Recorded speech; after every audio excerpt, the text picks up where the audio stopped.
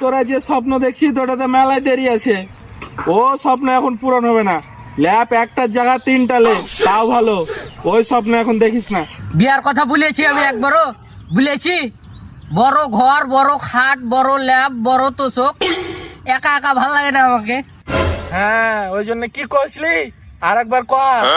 না, ওই ভয় তো লাগে নাকি? একা একা থাকি, অত বড় ঘর, অত বড় খাট, অন্ধকার হয়ে থাকে, বললে কইছিলাম পাশে তো কাউকে লাগবে নাকি। ও, তোর সমস্যাটা আমি বুঝছি। দাঁড়া, তোর ব্যবস্থা আমি করছি। তোর জন্য লোক আনছি, থাম।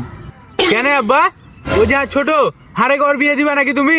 ওই শালা চুপ, এ কথা আগে কইতে হয় নাকি? বে একজনের হোক, তারপর আরেকজনের হবে। আরে না রে খাপা, ওর অত বড় রুম, অত বড় খাট, অত বড় ল্যাব, ওই লাগাই ভাবছি একটা সিঙ্গেল দেখে একটা ব্যাচলার ভাড়া দিব, দুজনা পাশাপাশি থাকবে। ওই যা দেয় তাতেই ভালো।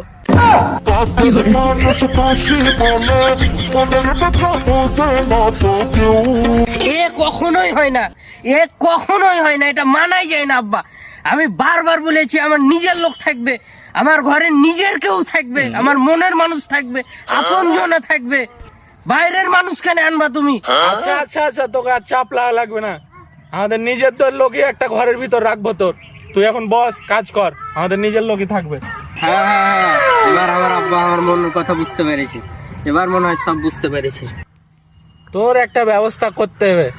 তোর বেলে ঘরে একলাই থাকতে ভয় লাগছে, আবার বাইরের মানুষ রাখবি না, আবার নিজেদের মানুষ থাকতে হবে।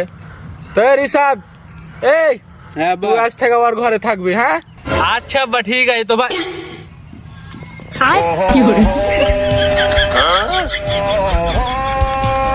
যার বউ নেই শালা, তার কেউ নেই, তার জীবনে কেউ নেই। আমি একা, আমি একা চিত্ত রোগে ভুগছি।